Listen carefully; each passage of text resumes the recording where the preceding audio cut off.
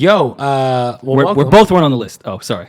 I'm yeah, off to the races. I was gonna say thank you. I wanted to thank you because you and Maul showed me some love. I know there was that complex list that I don't know how you guys didn't make it. I have some ideas, but it's fine. But like, I don't really like look into that shit too much. You know, I honestly like never expect to make that kind of shit. So like when I saw you guys shout me out, it meant a lot. It was cool, man. Lists aren't important in the scope of things, but they're great to talk about. Yeah. I love a list. I'm Good never content. above arguing about a list or just talking about shit, whether we're on it or not. But I felt you definitely should have been on it for hip hop media. And you guys should have definitely been on it. I mean, can we even have the conversation of what is hip hop media now? To me, you do hip hop media.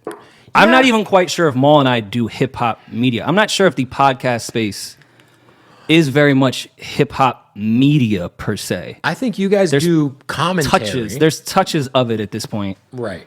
But podcasting has had to expand so much, it's tough to like just do the hip hop. That's become niche. How crazy is that? Biggest genre in the world, but podcasting has gotten so big, you can't just do hip hop shit. I think that's why your guys' shit is so dope, because you guys talk about just everything. Like whatever's going on. Like you guys have a take on it for the most part, you know? Yeah. And it's good. How's everything with this album, man? You know, you had sent me. Well, you just sent me the album like 20 minutes before you showed up. So I dive all the way in. I swore I sent it to you before, and No, then on you the had way sent me here, a I was bunch like, of songs before. Yeah. That are on the album, obviously, but I haven't listened to it front to back. But I know this has been like your baby for a long time.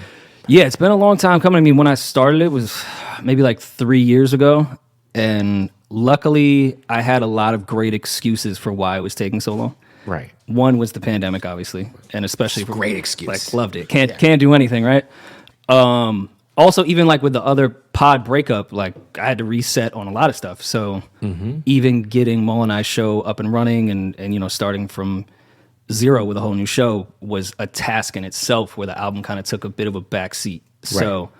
You know, it was 3 years, but I can't say I worked on it for 3 years. Like, I had to stop for a while, which was good, though. Because, I mean, there's records. Had I put this album out 2.5 years ago, right, I probably would have fucking hated it. And I think I would have regretted it. So, like, shout out to China for COVID, and shout out to the old show for breaking up. Like, shout out to the China virus. Yeah, it really, I'm sorry for everyone that lost grandparents, but it really helped with my album. I lost my grandma, yeah. Also made grandfather. more money than I ever had in the pandemic, so you know. I can tell by the plaques. Well, these plaques are just fucking. These are bullshit, you know, that they send people who play songs. I had nothing to do with none of these fucking songs. You know, it broke my heart when I went into certain producers' studios and saw all the plaques, but then realized they were also DJs. Right. And the labels used to just send out plaques. I'm like, you worked on the Miseducation of Lauryn Hill? And like, no. Yeah, like I got a lot of my OG homies who have like a big a big picture plaque from Raucous. Yeah. And then, like, I started to realize, like, damn, everybody who's an old head in the music industry I know has one of these. Like, not everybody could have worked on this shit. Like, and what did you work on the big picture? Like, you live in L.A. Like, like, what happened? Like, you know. But there's not one production credit that I see here. Yeah, so, like, the DJ plaques thing is very, like, you know, whatever. I mean, I'm not going to fucking turn them away. They look nice. Of course, I'm jealous. I have no plaques. I feel like I should have some, but I just never, like, went to collect. None of the Emotional Oranges stuff has gone gold yet? Yeah, we're like quadruple platinum in Korea. So you got to get one of those. Yeah, I have to get a Korean plaque for sure. Yeah, well, listen, for people who don't know, because I feel like a lot of people know you. Yeah. But they might not necessarily know your story. Kind of give me a breakdown on, like, how you got even in, because I think I first met you at like a Henny Palooza in LA, like maybe 4 or 5 years ago, 6 years ago, it was downtown. But give me a breakdown of just kind of how you got into the industry. Obviously, we know about the Joe Budden podcast. Yeah. Well, I mean, it started well before that. Yeah. So, my barber in college, by barber I mean the only guy that had clippers on the floor in the dorm. Shout out to my man Owen. Who I'm still really cool with. He was interning at Def Jam, and I didn't even know that was like a thing. Right. I was like, you can do that? Because there was like internship programs at our college, but again, I was like a freshman, so I didn't know much about that. But I assumed like internship was like you interned at the fucking financial aid office. Like I didn't know there was real internships per se. And he was like, yeah, I'll link you with the person I'm interning for, because I guess like legally you could only do one semester over at Def Jam at the time. Right. So I interviewed with Shireen Taylor, who was at RCA forever. She's been in the business forever too. With her, she was the assistant to Gabby Peluso.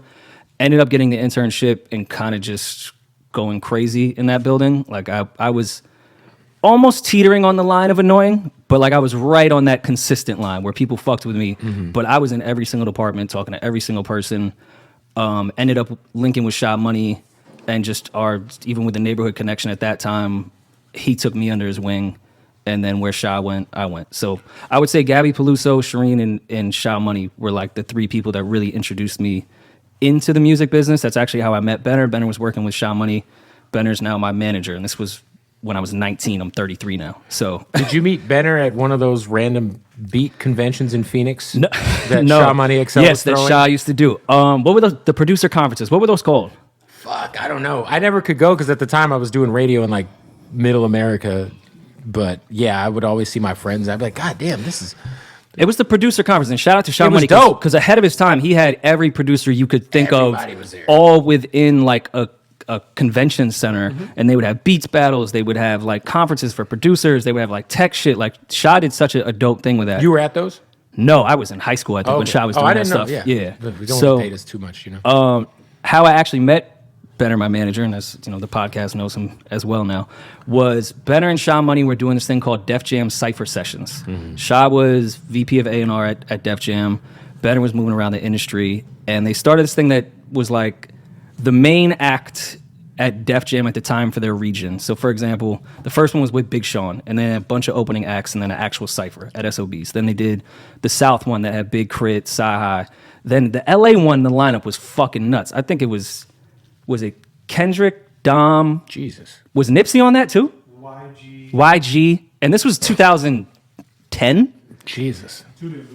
Yeah, Two Didn't Booted Yeah, days. 2010, 2011, yeah. So they just did different regions, and we did them all at SOBs.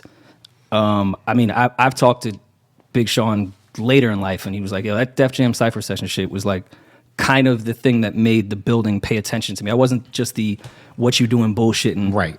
kid at that time. Like, they were like, hey, maybe we should give him Marvin Gaye and Chardonnay. Right. So it was really cool to be on the ground floor with that stuff. And By the way, what happened to Roscoe Dash? Anyway, continue. Yo,